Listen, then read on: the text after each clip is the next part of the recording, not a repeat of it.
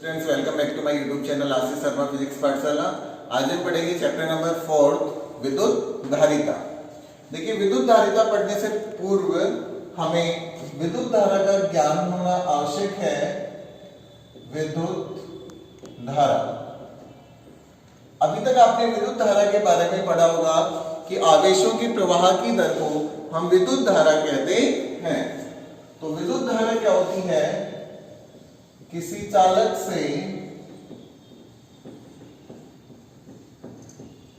आवेशों के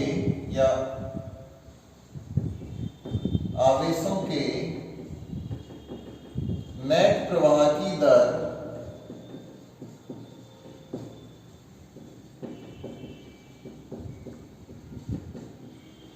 को हम क्या कहते हैं? विद्युत धारा कहते हैं। इसको हम कैपिटल आई से डिनोट करते हैं। I is equals to Q upon T।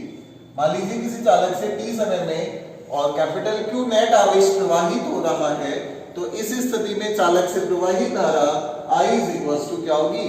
Q by T। अब विद्युत धारा प्रवाह के आधार पर विद्युत धारा प्रवाह, जिसे हम चालकता भी कहते हैं, के आधार पर पदार्थों को 3 वर्गों में बांटा गया है। चालकता के आधार पर पदार्थों को कितने भागों में बांटा गया है? 3 भागों में। फर्स्ट, चालक पदार्थ। देखिए, चालक पदार्थ क्या होते हैं? ऐसे पदार्थ जो सामान्यतः पर ही विद्युत धारा का चालन करते हैं, उसे हम चालक पदार्थ कहते हैं। अब विद्युत धारा का प्रवाह हो रहा है और हमने पढ़ा है कि विद्युत धारा का प्रवाह आवेशों के नेट प्रवाह के कारण होता है।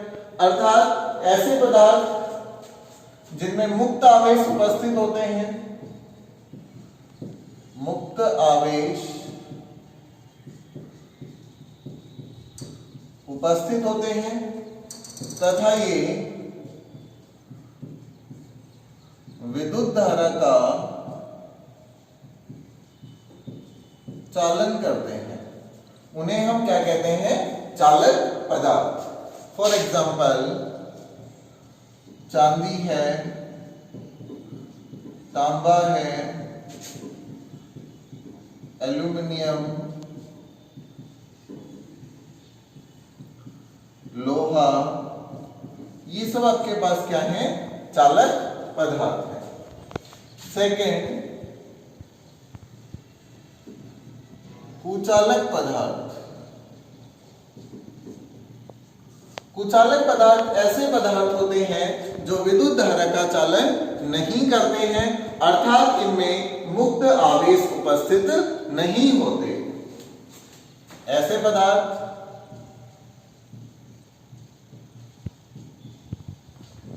जिनमें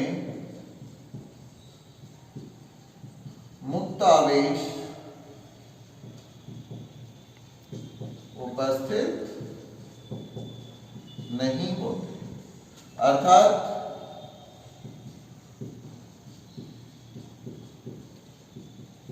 विद्युत धारा का चालन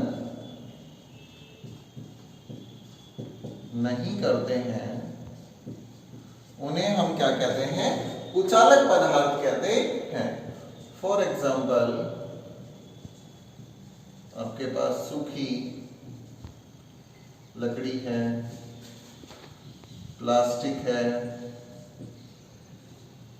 कांच है, एबोनाइट है, ये क्या है? विद्युत धारा का चालन नहीं करते हैं, इनमें बद्ध आवेश उपस्थित होता है। बद्ध आवेश का मतलब है जो स्वतंत्र रूप से गति नहीं कर सकता है, इसलिए इन पदार्थों को हम कुचालक पदार्थ कहते हैं।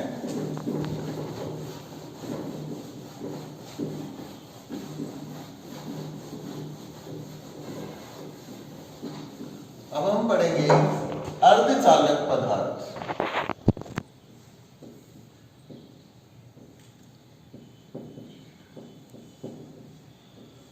अर्धचालक पदार्थ, देखिए नाम से पता चलता है अर्धचालक पदार्थ।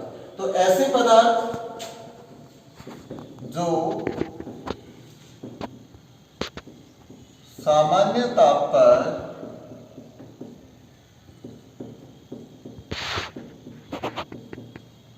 विद्युत धारा का चालन नहीं करते, जबकि ताप बढ़ाने पर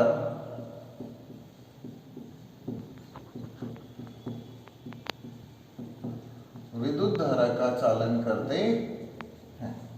इन्हें हम क्या कहते हैं? अर्धचालक पदार्थ कहलाते हैं। फॉर एग्जाम्पल सिलिकॉन है, जर्मेनियम है, ये कैसे पदार्थ हैं? अर्धचालक पदार्थ है।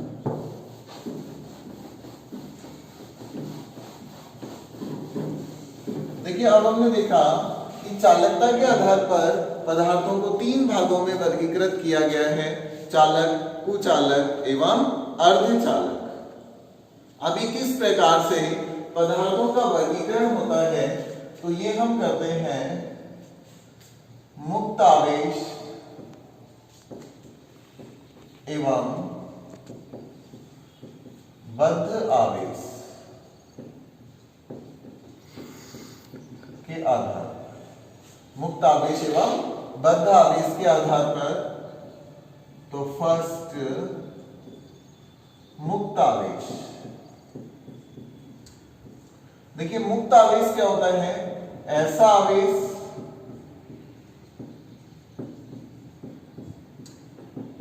जो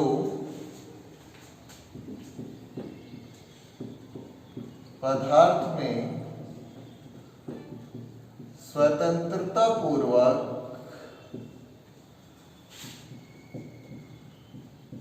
विचरण कर सकता है, घूम सकता है, क्या कहलाता है? मुक्त आवेश।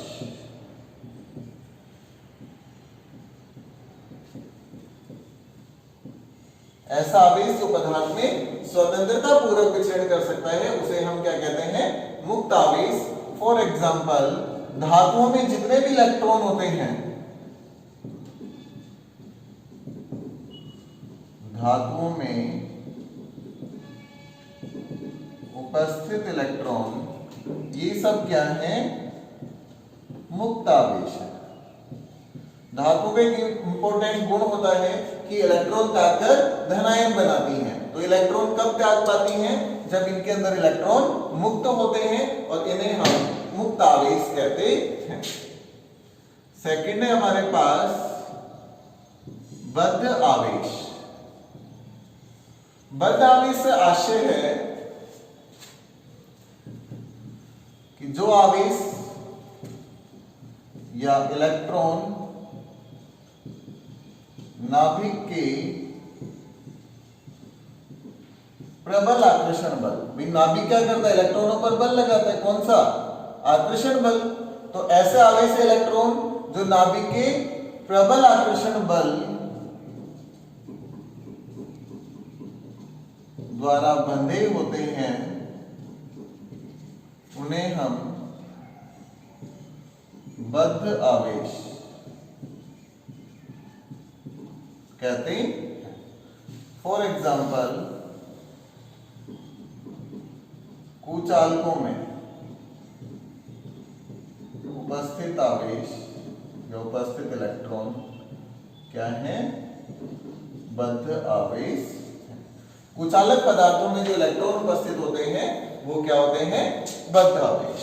तो ये था मुक्त आवेश एवं बद्ध आवेश। अब हम पढ़ेंगे पैरावैद्युत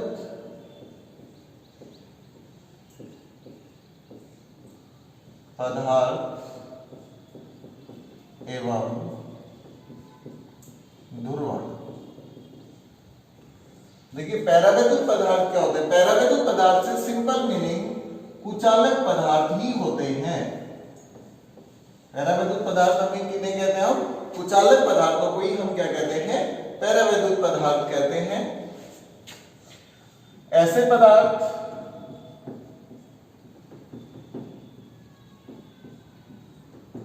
जो सामान्य अवस्था में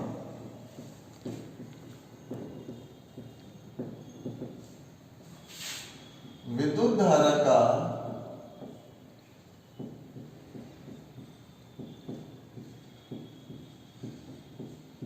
चालन नहीं करते, किंतु इन्हें बाह्य विद्युत क्षेत्र में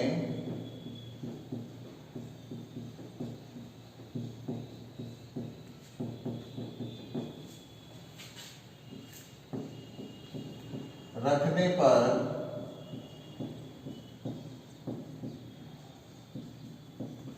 ये ध्रुवित हो जाते हैं। इन्हें हम पैरावैद्युत पदार्थ कहते हैं। ये पदार्थ सामान्य अवस्था में तो विद्युत धारा का चालन नहीं करते, किंतु जैसे आप इनको बाह्य विद्युत क्षेत्र में रखेंगे तो ये ध्रुवित हो जाते हैं, इसलिए इन्हें हम पैरावैद्युत पदार्थ कहते हैं। फॉर एग्जाम्पल पैराफिन, मोम, कागज, अभ्रक, ये सब क्या है? पैरावैद्युत पदार्थ। अब पैरावैद्युत पदार्थों को भी दो भागों में बांटा गया है।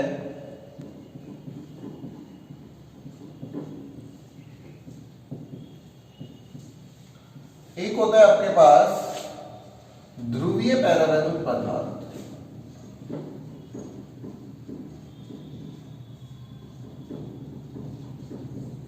और दूसरा होता है आपके पास अध्रुवीय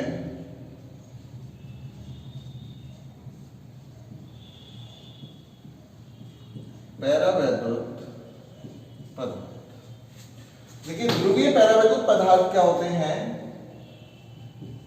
ऐसे पदार्थ जिनके धनावेश एवं ऋणावेश के केंद्र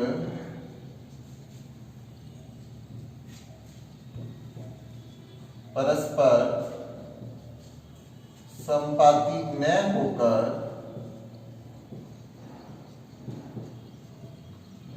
अलग अलग होते हैं, उन्हें हम क्या कहते हैं? ध्रुवीय पैरावैद्युत पदार्थ। जबकि ऐसे पदार्थ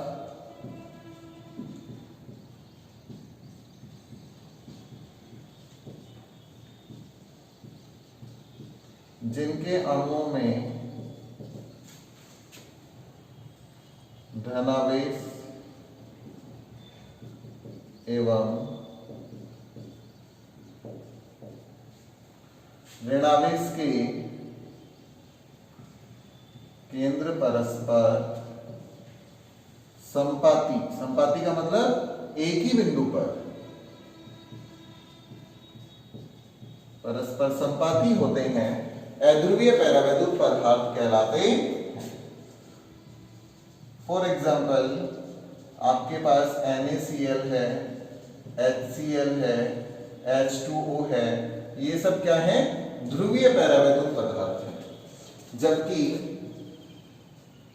H2 है, O2 है, N2 है, ये सब क्या है आपके पास? अध्रुवीय पैरावैद्युत पदार्थ है। अब देखिए ध्रुवीय एवं अध्रुवीय पैरावैद्युत पदार्थों पर बाह्य विद्युत क्षेत्र का क्या प्रभाव पड़ता है?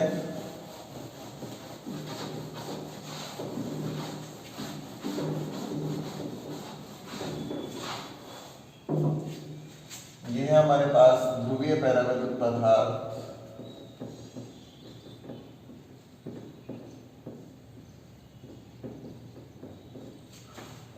है हमारे पास अध्रुवीय पैरावैद्युत पदार्थ।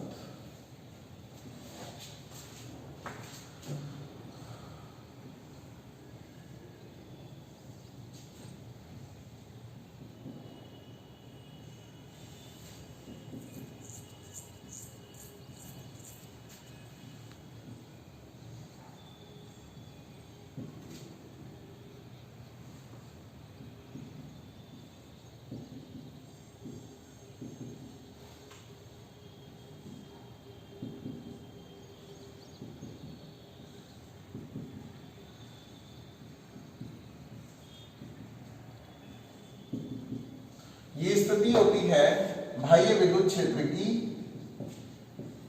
बाह्य विद्युत क्षेत्र E सदिश की अनुपस्थिति में। बाह्य विद्युत क्षेत्र की अनुपस्थिति में ये सब रैंडमली यादृच्छिक रूप से वितरित होते हैं। अब जैसे इस पर बाह्य विद्युत क्षेत्र आरोपित किया जाता है तो ये सब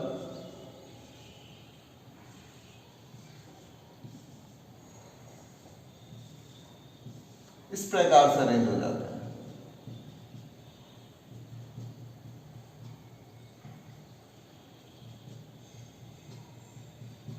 ये स्थिति है कब? ई वेक्टर बाह्य विद्युत क्षेत्र की उपस्थिति में। अब इनमें क्या हो जाएगा? एक द्विध्रुव आघूर्ण प्रेरित हो जाता है। उसके बारे में हम कल बात करेंगे। ये अध्रुवीय पैरावैद्युत पदार्थ इस तरीके से होते हैं।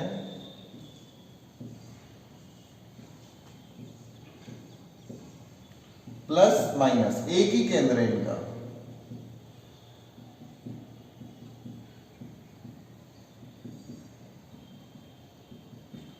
अभी क्या है?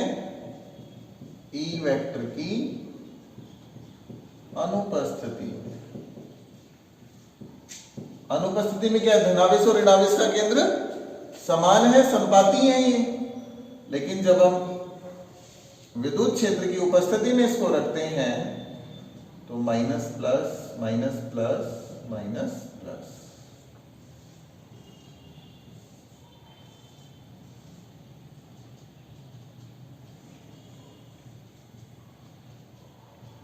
ये स्थिति उत्पन्न हो जाती है ई वेक्टर की उपस्थिति में।